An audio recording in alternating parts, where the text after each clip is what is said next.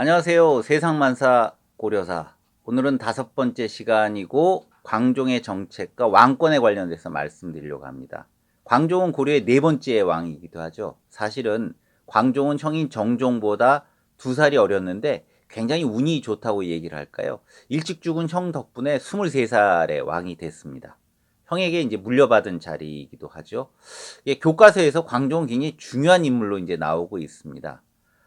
광종하면 보통 왕권 강화 그리고 그에 대해 관련된 정책을 몇 가지를 외워야지 됐었습니다. 시험에도 굉장히 잘 나오는 이야기이기도 하죠. 오늘의 주제가 바로 이 광종과 그의 정책에 관련된 이야기를 몇 가지 좀 말씀드려 보려고 합니다. 사실 광종은 정책 감각도 굉장히 뛰어나고 본인 자신도 야심가 중에 한 사람입니다. 그에 대한 평가도 국왕의 이제 전반부에 관련돼서는 이 고려사 저료에 아주 긍정적으로 나오고 있습니다. 뭐라고 나왔냐면 신하를 예의로 대우하고 소송을 결단하는데 밝았다. 그리고 빈민을 구제하고 유학, 즉 유교를 중요하게 생각했다. 이렇게 나오는 거죠. 이거 밤낮으로 부지런해서 거의 태평의 정치를 이루었다라고 이야기를 하고 있습니다. 자, 한마디로 굉장히 모범적인 국왕이라고 이렇게 설명을 하는 거죠. 그의 정치 감각이 왕이 된 초반부터 사실 잘 발휘되고 있었습니다. 즉위한 직후에는 왕조에 이제 그 세우는데 공로를 세웠던 사람들에게 쌀을 내려주고 대우하겠다라고 하는 이야기를 내세웁니다. 그러니까 당신들은 안심해라. 왕이 바뀌었지만 나는 그 전의 지위를 당신들이 계속 보장하고 역시 대우를 해주겠다. 너희들의 이해관계를 충분히 받아주겠다라고 하는 이야기이기도 합니다. 그리고 이제 몇 달이 지나서 새해가 시작되는데 하필 1월에 그 태풍이 불어서 나무가 뽑히는 일이 벌어집니다. 요즘에는 이런 일이 굉장히 단순한 사고인데 이때는 이걸 이제 재앙이라고 생각을 했습니다. 그래서 이 재앙을 물리치는 법을 기상관측을 맡은 관청에게 이제 자문을 이때 보통하게 되죠. 그러면 통상 나오는 이야기가 뻔합니다. 국왕의 덕을 닦아라 라고 하는 이야기가 나오게 마련이죠. 광종은 국왕의 덕을 높이기 위해서 무엇을 할까라고 생각하다가 정관종요라고 하는 책을 열심히 보게 됩니다. 이 정관종요는 어떤 책이냐면 고구려를 침공했던 그 당태종의 정치를 서술한 책입니다.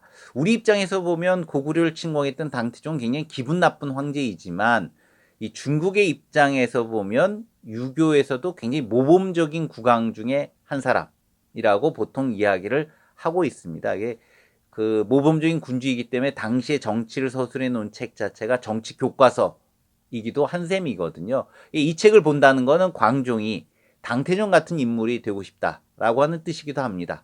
물론 이제 훌륭한 정치를 한다는 것 자체가 태종이 지닌 그러니까 당태종이 지닌 황제의 권위라고 하는 거를 이제 갖고 싶다는 뜻은 아니겠지만 적어도 본인의 희망은 그런 쪽에 가 있을 가능성이 있습니다. 무엇보다 신하들에게도 자신은 이런 책을 읽고 실천하는 군주이다라고 하는 부분들을 이제 자랑을 하고 싶은 거이겠죠. 그죠? 하지만 광종이 정관종에 나온 내용대로 통치를 하지는 않습니다. 예컨대 정관종회에는 감옥을 비워라. 왜냐면 이제 감옥에 죄수들이 꽉 차 있으면 정치를 잘 못한다라고 하는, 그러니까 범죄율이 굉장히 많다라고 하는 이야기니까 정치를 잘못해서 사람들이 가난해지거나 하면 범죄율이 늘잖아요. 그래서 이제 이런 부분들의 범죄율을 낮추는 방법, 범죄율을 낮추게 되면 감옥 자체에 죄수가 없게 되니까 감옥이 비게 된단 말이죠. 이렇게 그 비우라고 했지만 광종은 결국 나중에 이 감옥에 사람들로 꽉 채웠었습니다. 물론 이제 정관종료를 참고해서 한 정책도 있습니다. 그 유교 경전에 익숙한 사람을 기용해라 라고 하는 것이 이제 이 책에 나오게 되는데요.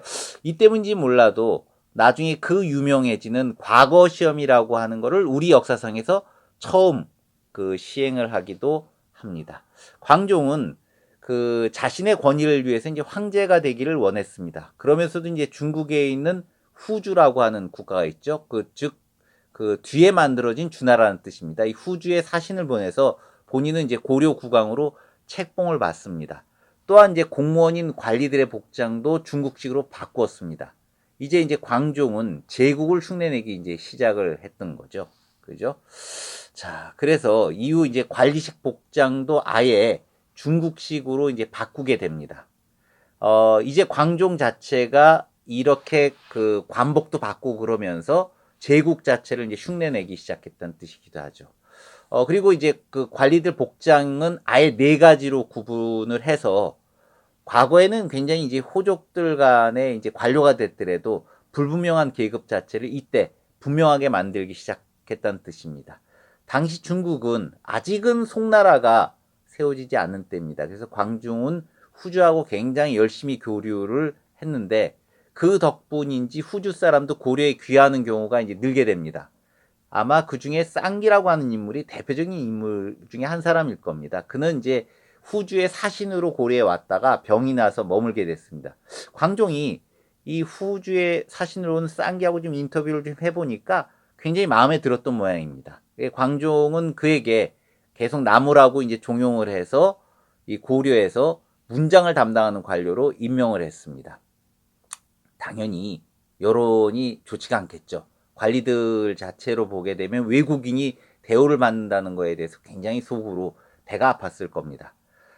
우리도 공부를 좀 하는데 꼭 외국인이 이런 자리를 맡아야 되나? 아마 이런 불만이었겠죠.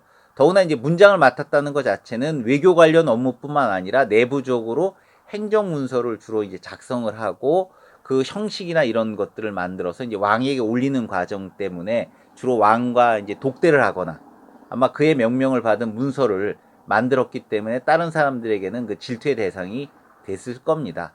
과거제는 이렇게 이제 왕의 명령을 실행할 관리를 뽑기 위한 방법 중에 하나가 됩니다. 물론 이전에도 관리가 되면 왕의 명령을 들어야 되겠죠. 하지만 과거에는 주로 이제 이 시험을 보는 게 아니라 추천에만 의존한다는 거죠. 당연히 이 추천은 일정한 정적 위험성이 있습니다. 왜냐하면 추천자라고 하는 것은 분명히 그 추천하는 대상과 서로 개인적인 관계가 있다는 뜻이죠. 추천제 자체는 사실 본래는 나쁜 게 아닙니다. 뭐 아시는 것처럼 서구 사회에서는 요새도 추천의 사람을 뽑기도 하고요. 일을 시켜서 이제 검증을 좀 해서 어쨌든 일을 계속 맡길 건지 안 맡길 건지를 이제 파악을 할 텐데요. 하지만 광종 때 추천이라고 하는 것 자체는 몇몇 권력가들이 개인적 인맥을 키우는 수단이 됐을 겁니다. 광종은 아마 이거를 좀 바꾸고 싶어 했을 겁니다. 광종은 쌍기에게 문장과 정책에 대한 시험을 모아서 선비를 뽑도록 했습니다. 하지만 금방 이 사람들이 광종에게 충성하는 세력이 될 수는 없었을 겁니다.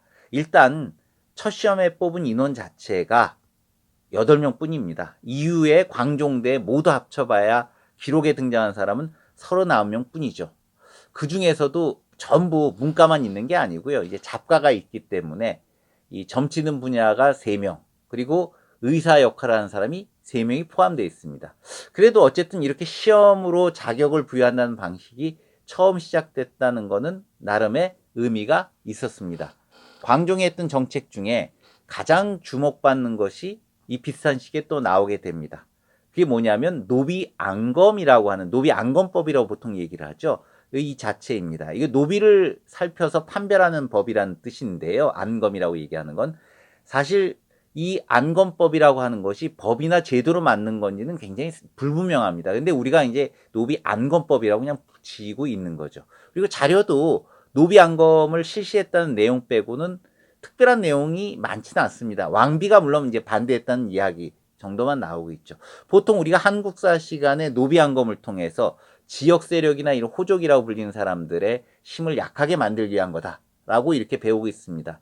왜냐? 그 이유는 이렇습니다. 호족들이 불법적으로 갖고 있는 노비 자체를 원래 양인으로 만들면 억울하게 노비가 된 사람들은 구강편이 되고 본인들이 이제 신분을 바꿨으니 그렇다는 거죠. 국가에 세금도 내고 하니까 국가의 입장에서는 재정도 좋아지고 굉장히 이득이 된다는 얘기입니다.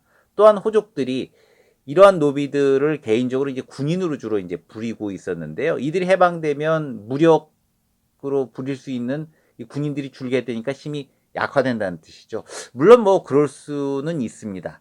하지만 당시 이제 기록에 보게 되면 종이 주인을 배반한 자가 넘쳐나고 윗사람을 능멸하는 기풍이 생겨서 사람들이 원망했다는 말이 이 정책에 대해 당시 사람들의 평가입니다. 굉장히 이걸 보면 지금의 시각에서 보면 보수적인 시각이기도 하죠. 광종은 태조 왕건이 사실은 썼던 방법이 있습니다. 이제 이렇게 억울하게 노비된 사람들을 위해 썼던 방법이. 이게 태조 왕건은 그 국가의 재정을 투여해서 해방을 시켰던 거죠. 그거 대신 광종 자체는 아마 지금의 이제 위원회 같은 거, 뭐 국가권익위원회든 뭐 같은 그런 위원회 같은 것을 만들어서 노비들이 신고를 하게 한 다음에 이걸 이제 판별을 하는 방법을 썼던 것 같습니다. 이거 제가 보기에는 아마 이 방법이 전국적으로 시행되지는 않았을 겁니다. 주로 서울에서 이루어졌을 것이고요. 무엇보다 제가 보기엔 그 의도 자체는 국왕이 사법적 힘을 가졌다. 그러니까 사법을 판단하는 최고의 권위자가 국왕이다라고 하는 거를 이제 과시하는 그런 효과를 가졌을 것 같습니다. 그 광종이 어쨌든 왕에 오른 지 이제 11년이 되니까 본인의 이제 권위와 힘을 더 과시를 하려고 하게 되는데요. 이 황제에 걸맞게 연호도 좀 바꾸게 되고, 연호 아시죠? 이제 이 본인이 이제 시작된 하늘의 명을 받았다는 식으로 뭐 천수라든가 뭐 이런 식으로 이 붙여지는 거를 연호라고 얘기하는데요. 이런 연호를 바꾸고 개경을 황제의 도시, 서경을 이 서쪽 도시 서경이라고 이렇게 부르게 됩니다. 그리고 1년 뒤에는 궁궐도 고치도록 했습니다. 더구나 이제 이런 작업들을 해오면서 자신의 힘에 대해서 이제 자신이 붙은 광종이 고위 관리에 대한 반역 고발을 이제 이 장려를 하게 됩니다. 더군다나 어쨌든 이런 부분들을 하려면 본인의 무역적인 힘이 있어야 되니까 근위대를 이제 양성을 해가지고 황제의 호위대를 늘린 거죠. 이들을 이용해서 고발당한 사람을 체포해서 감옥에 넣게 되는 거죠. 아마 이쯤 되면 광종도 무척 이제 불안해졌던 것 같습니다. 언제 자신이 죽을지도 모르는 생각에 절도 여기저기 만들기 시작하고요. 또 돈을 들여서 불교 행사를 자주 했습니다. 자기 이제 형이 했던 방법을 일부 빌려오는 거죠. 그리고 어쨌든 대중적인 지지를 얻기 위한 방법도 쓰게 되는데요. 자신이 직접 길을 오가는 사람들에게 떡, 쌀, 콩, 장작 등을 나눠주게 됩니다. 이거 전부 무상으로 나눠주는 거죠. 당시에는 이런 일들이 벌어지게 되고 불교를 이제 우대하기 시작하니까 거짓말로 속여서 승려를 되려는 사람들이 이제 크게 늘어나고 구걸하는 사람들 자체가 먹을 것을 구하기 위해서 당연히 이제 서울로 몰려오기 시작합니다. 이렇게 가난한 사람들을 구제한다는 의도 자체는 나쁘진 않지만 이렇게 되면 사람들은 공짜를 받는 사람들 자체가 크게 늘기 시작한다는 이야기입니다. 물론 광종은 궁궐공사가 끝나고 관리들에게 직접 자신에게 하고 싶은 말을 올려라 라고 이야기를 하지만 이제 이 관료들이 눈치를 보는 거죠. 분위기가 많이 달라졌습니다. 잘못하게 되면 고발당하는 시점에서 심지어 광종의 태자까지도 지금 의심을 받는, 그러니까 아들인데도 불구하고 후계자인데도 불구하고 이게 혹시 자신의 왕위를 이렇게 찬탈하지 않을까 하는 의심을 받는 상황이기 때문에 이런 상황에서 이 자기의 하고 싶은 이야기를 쉽게 할 수 있는 관료가 등장하기 힘들 겁니다. 그래서 절대 권력을 위해서 서로 감시하는 이런 일들이 이제 극성을 부리기 시작하면 반역이 있어도 금방 이제 잡아낼 수가 있는 거죠. 어쨌든 그래서 광종이 이 병을 얻게 되는 제26년까지는 버틸 수 있었습니다. 그야말로 이제 피해 숙청을 통해서 정권을 유지하게 되고요. 그 밑에 실질적인 일을 했던 거는 호위대 덕분이기도 하죠. 어쩌면 이 호위대 멤버 중에 이전에 이제 고위 관료들 밑에서 경호를 맡았던 노비 출신들이 있을지도 모르겠습니다. 그런 사람들을 끌어모아서 자신의 호위대를 썼을 수도 있을지도 모릅니다. 광종이 이제 죽게 되니까 왕이 됐던 경종은 앞에 정치에 관련돼서 이제 굉장히 문제가 있었던 걸 인식하기 있었던 거죠. 바로 했던 정책이 옥에 갇혀 있거나 귀양 간 사람들을 풀어주게 됩니다. 그리고 이들을 관직에 복귀시켜주면서 세금도 감면하고 그야말로 이 바스티유 감옥 같은 이런 감옥 자체를 이 상징이죠. 불살라 버렸습니다. 나는 그런 정치를 하지 않겠다라고 하는 의지를 보여주는 셈이죠. 경종은 사람들의 요구를 잘 알면서 이런 것들을 받아주는 상징적인 일을 하게 되는 거죠. 자, 이제 서로 간에 감시하는 감시 사이가 끝났지만 그 사이에 서로 간의 고발로 원수가 되었던 사람들이 있었습니다. 경종이 했던 가장 큰 실수일 텐데요. 이들 사이에 개인적 복수를 허용을 하는 아주 결정적 실수를 하게 됩니다. 이런 개인적 복수를 하게 되면 순식간에 고려사회가 무법사회로 바뀌게 될 겁니다. 그야말로 이게 여론에 좌우되는 정책 끝판이 되는 셈입니다. 이 때문에 태조의 그 아들이 그 복수를 당하게 됩니다. 그러니까 왕실 사람이 죽은 셈이죠. 그러니까 이제 경종이 깜짝 놀라서 이런 이제 금지를 시게 됩니다. 우리는 흔히 왕권이 강화되면 좋은 거다라고 생각을 하는 경향이 있습니다. 왜냐하면 힘센 귀족이라고 하는 건 기득권이고 보수적이라고 생각하기 때문에 그렇습니다. 개혁을 위해서는 이들 보수 세력들을 꽉 누르기 위해서 강한 힘이 있어야 된다라고 이렇게 보통 생각을 하게 되는데요. 이런 주장은 한편으로 맞기도 하지만 한편으로 틀리기도 합니다. 광종은 자신의 권력을 위해서라면 누가 희생돼도 상관이 없었고 자기 편과 아닌 사람을 나누려고 했습니다. 사람 간의 갈등을 만들고 이를 이용해서 통치를 하려고 했다는 얘기죠. 광종의 통치는 자신의 권위를 위한 독재였습니다. 브루스라고 하는 학자가 쓴 독재자의 핸드북이라고 하는 책이 있습니다. 굉장히 좋은 책인데 여러분도 한번 읽어보시기 바랍니다. 거기에는 독재를 위한 10계명이 나오게 되는데요. 광종은 10계명 중에서도 특히 모반의 싹은 움트기 전에 잘라라 라고 하는 게 이제 10계명 중에 하나인데 그 계명에 충실한 구강이었습니다. 그리고 아까 말씀드렸듯이 약간의 포퓰리즘적인, 그러니까 이제 길 가는 사람에게 막 무료로 나눠주는 그런 포퓰리즘도 좀 섞여 있습니다. 어쨌든 우리가 이제까지 봤던 광종에 관련된 이야기입니다. 다음 시간에는 좀 다른 이야기, 보통 고려가 황제국이라고 불렸는데요. 그럼 이제 우리가 다른 말로 해동천하라고 하는 단어로 보통 얘기하고 아마 교과서에도 이 이야기가 실릴 것 같습니다. 이 해동천하에 관련된 이야기를 좀 해보려고 합니다. 이제까지 세상만사 고려사 김인호였습니다. 감사합니다.